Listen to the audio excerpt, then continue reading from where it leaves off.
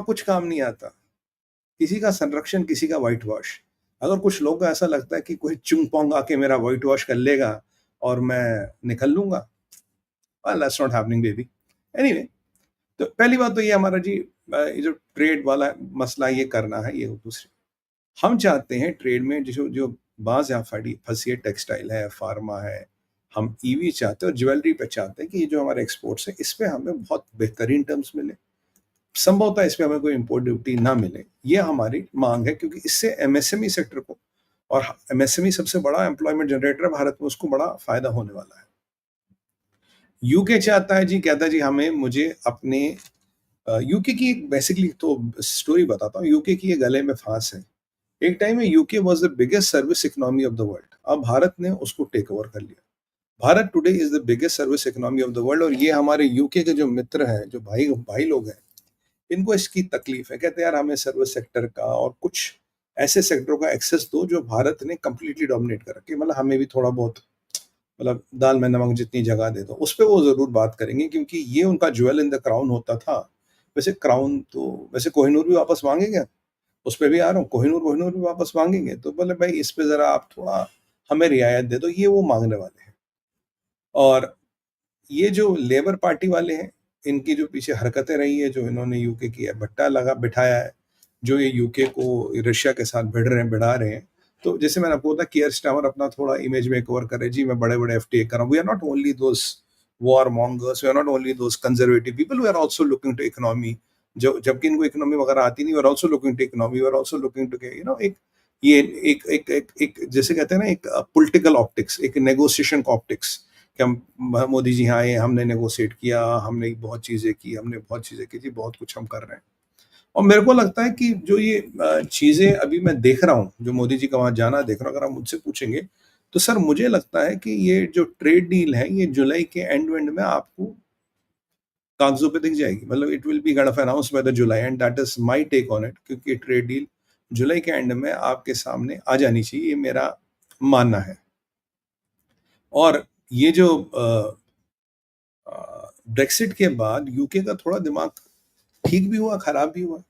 Brexit Boris Johnson ने कराया था, यूके का डिमांड यूके पहले लगता था जी मैं ईयू का पार्ट हूँ, बहुत बड़े लोग हैं, sun never sets in the British empire. अब ज़रा दिमाग ठिकाने आया है, दिमाग के जो पेच हैं वो संयमित हुए हैं और इन्हें अब लग रहा है कि अगर इकोनॉमी की बात करें, अगर इंडो पैसिफिक की बात करें तो भारत से बड़ा कोई प्लेयर है नहीं। और इन्हें ये लगता है अगर हमें इंडो पैसिफिक में यानी कि अगर यूके को इंडो पैसिफिक में कहीं दिखना है, कहीं इनका सितारा चमके, कहीं ये इधर-उधर नज़र आए, तो ये भारत के थ्रू ही जा सकते हैं।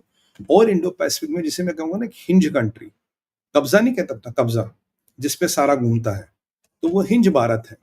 तो बिना उसके इनका इंडो पैसिफिक में वर्चस्व खत्म और आने वाला फ्यूचर जियोपॉलिटिक्स का लिखा जाएगा, डिटरमाइन होगा इंडो पैसिफिक से। तो इनको लग रहा है इंडो पैसिफिक नहीं है तो हमारा जो सिस्टम है, इंडो पैसिफिक नहीं है तो हमारा सिस्टम खत्म है। इसीलिए ये इंडो पैसिफिक को लेके बड़े संवेदनशील हैं जी, इंडो पैसिफिक में क्या होगा, हमें उसका पार्ट बनना, हमें उसमें जुड़ना है। और ये खैर और अब इनको एक और चीज़ ये मान रहे हैं, जो पहले इनको बड़ी तकलीफ होती थी। आपको याद कीजिए, वो मिस ब्रेमेन थी।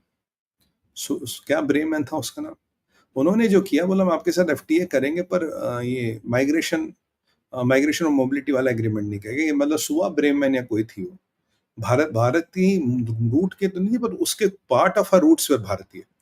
तो उन्होंने कहा कि भाई हम तो सुला ब्रेमेन या सुवा ब्रेमेन कुछ थी वो। उन्होंने कहा जी हम मोबिलिटी मैन और मोबिलिटी एग्रीमेंट नहीं करेंगे। उस पे लास्ट टाइम बात अटक गई थी, फिर चली नहीं। इनको क्या लगता था कि भारत अब भी एक कॉलोनी है, भारत अब एक भी हमारा एक ना वो कॉलोनाइज़ हम उसके माँ-बाप रहे हैं, 200 साल तक राज किया यार, तुम्हें तुम्हें छोड़े 75 साल ही तो हुए और आप याद कीजिए 1990 तक तो किताबें लिख रहे थे। भारत अब टूटा, तब टूटा, ऐसे टूटा, वैसे टूटा, ये सब इनकी कहानियाँ होती थी। बट आज ये एक भारत को एक क्रिटिकल ट्रेड और डिफेंस एलाई देखते हैं।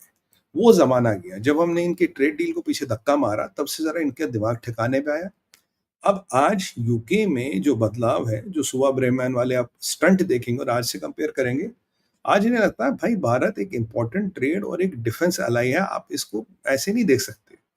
और बाकी भारत के भाई में ये जी हमारे पास जो चीज़ें उनसे चाहिए, भाई हमें तो सबसे पहले हमारे काफ़ी लोग यूके पढ़ने जाते हैं, तो हमें वीज़ाज़ में काफ़ी रियायत चाहिए, ठीक है जी? हमें उनके साथ जो ये है आपका अ, ज़रा ये इंटेलिजेंस विंटेलिजेंस भेज दिया करो टाइम पे, क्योंकि काफ़ी हरामखोर जाके यूएस में छुप जाते हैं। राइट साइड वाले भी, लेफ्ट साइड में भी। आप जानते हैं कि अगर आप यूके में छुप जाते हैं, अगर यूके में आप जाओ, तो आपको एक्स्ट्राडाइट करना लगभग-लगभग इम्पॉसिबल है। उसके 3 कारण हैं, अभी उसमें नहीं जाऊँगा। यूके से कोई किसी को एक्स्ट्राडाइट नहीं कर सकता, तो हमें इंटेल चाहिए। ज़रा एडवांस बताओ कौन आ रहा है, कौन असाइलम माँग रहा है, ज़रा दाँव पता दे दो और ज़रा उनका भी हिसाब-किताब लॉन्ग रन में ठीक करें। और दूसरी बात है, हमें एक यूएन में जो रिफ़ॉर्म्स लाने हैं, यूएन में जो हमारे रिफ़ॉर्म्स हैं, उसमें यूके की मदद चाहिए होगी। उसमें हमें यूके की मदद चाहिए होगी, जो यूएस में हम रिफ़ॉर्म्स लाना चाहते हैं। और यूएनएससी की जो हमारी सीट है, उसमें मुझे जहाँ तक इफ आई रिमेंबर, यूके हमारी help endorses us, but minus China, everybody is कि भारत को एक परमानेंट यूएनएससी में सीट मिलनी चाहिए। बट वो इतना आसान नहीं है, बट कुछ और रिफ़ॉर्म्स भी हैं, जहाँ हमें यूके की मदद चाहिए। बाकी आपने सुना होगा जी, मोदी जी किंग चार्ल्स से मिल रहे हैं। अब काफ़ी लोग बोलेंगे, अरे वो बादशाह के हुज़ूर में सलाम करने जा रहे हैं। नहीं, किंग चार्ल्स से हम बराबर मिल रहे हैं। वो फॉर्मल हेड ऑफ स्टेट है। Modi ji formal head of state of Bharat है। तो head of state meets head of state, तो यहाँ ऊपर-नीचे वाली बात नहीं है। ये ऊँच-नीच वाली बात नहीं है, आपको क्लियर कर दूँ। काफ़ी लोगों के दिमाग में ऐसी भ्रांतियाँ चलेगी, नहीं, नहीं वो तो मिल रहे हो उससे, वो तो बहुत बड़ा आदमी है, हम भारत झुक गए। ये कांग्रेस वाले ही बोलेंगे कुछ दिनों में, भारत झुक गया, भारत ये, तो मैं आपको पहले क्लियर कर लूँ, it's just a head of state meeting head of state. और हाँ, एक चीज़ हमारे हमेशा रडार पे, भैया ये पैसा लाओ। कौन-सा पैसा? ये जो तुमने लूट-खसूट की है ना यहाँ से, ये जो कोहिनूर है तुम्हारे पास, ये जो कई सारी चीज़ें हैं वो लाओ लूट दो। तुमने हमारी वाट लगाई है, यू तुमने हमें निचोड़ के छोड़ा था। You left us at fragile 5 और किताबें लिखते रहे, अब टूटे, कब टूटे, यहाँ टूटे, वहाँ टूटे। जो ग्रेट बंगाल फेमिन था वो भी यूके के कारण हुआ। जो हमारे यहाँ बहुत त्रासदी हुई यूके के कारण हुई। हमारी इकोनॉमी में से $45 ट्रिलियन चूस के ले गई है। $45 ट्रिलियन चूस के ले गई। हमारी एज जो जब ये गए थे, एवरेज एज 40-42 साल छोड़ गए थे। हमारी लिटरेसी 20-22% पे आ गई थी। $45 ट्रिलियन, भाई साहब अब भी दुनिया का जीडीपी करीब-करीब $110 ट्रिलियन है। भारत एक टाइम में दुनिया का 25 से 30% जीडीपी कंट्रोल करता था और इनके आने के बाद हम 2% पे रह गए। अभी हम बहुत ज़्यादा परसेंट दुनिया का जीडीपी नहीं करते, अभी 4% के आसपास है। तो कहाँ 30% वाले लोग, कहाँ 2% पे, 1.5%, 1% पे छोड़ दिया था। लिटरली हमारी हड्डियों का चूरा भी ये चुरा के ले गए थे। कोई नोट चुरा ले गए, सब ले गए। एक कहावत है, कहते हैं कि UK was never built, they looted the world and build London. तो ये एक कहावत है उनके बारे में, this is true to some extent. तो ये सारी जो लूट खसूट हुई है, जो ट्रेजर हुए हमारे पास, जो कल्चरल ट्रेजर्स उनमें कुछ हमारे पास है, इन सबको लेना। और जो कास्ट वाला फंडा है भारत में, जो कास्ट का लफड़ा, वो डालने वाले ये है। हमारे लिए वर्ण व्यवस्था होती थी, कास्ट नहीं थी। कास्ट नाम का शब्द, कास्ट नाम का कैंसर जो जिन्होंने भारत में डाला वो यूके थे। इन्होंने बार बार सेंसस करवाए, सेंसस करो, बोला कास्ट लगाओ, हम कहते कास्ट क्या है। इन्होंने वर्ण को कास्ट बनाया और उसे फिर वेपनाइज करने की इनकी कोशिश थी। हमारे गुरुकुलों को बर्बाद किया, हमारी सभ्यता को बर्बाद किया, हमारी हेरिटेज को बर्बाद किया। वो हर चीज जिसमें भारत और भारतीय को स्वाभिमान होता, तो उस सब चीज को इन्होंने सिस्टमैटिकली बर्बाद किया। अभी हम आज के डेट में भी कोई भी जाता तो सूट कोट और टाई और कमीज लगा के ही जाता। अब तो हमारे प्रधानमंत्री जी हमारी तरह कुर्ता लगाते हैं। तो ये जरा मोदी जी उनको मैसेज देते हैं कि भाई तुम्हारे सेट किए हुए पैरामीटर और तुम्हारे सेट किए हुए चीजों पे हम नहीं चलेंगे। तो ये जो भारत का सिस्टमेटिक कल्चरल इरोजन हुआ है, उसमें इनका बहुत बड़ा हाथ है। और मैं आपको बताऊं ये अ, और अ,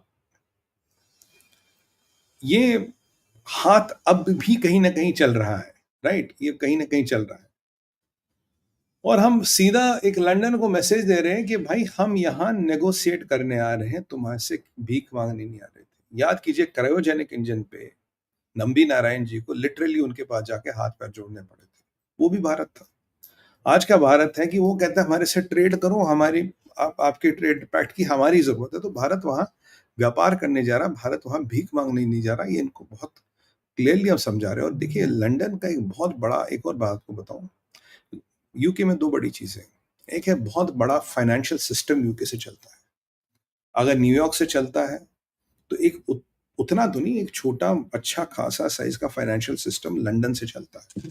हमें उस फाइनेंशियल सिस्टम का अनकंडीशनल एक्सेस चाहिए होगा। ये हमारी एक डिमांड ज़रूर होगी, चाहे हम उसको बोले या ना बोले, that will be a part of our demand.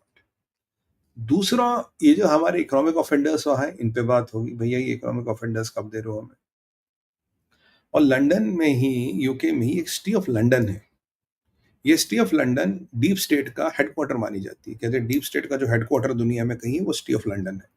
तो ज़रा उसके विषय में भी कुछ घुमा-फिरा के बातें तो होंगी, भई क्या है, क्या नहीं है।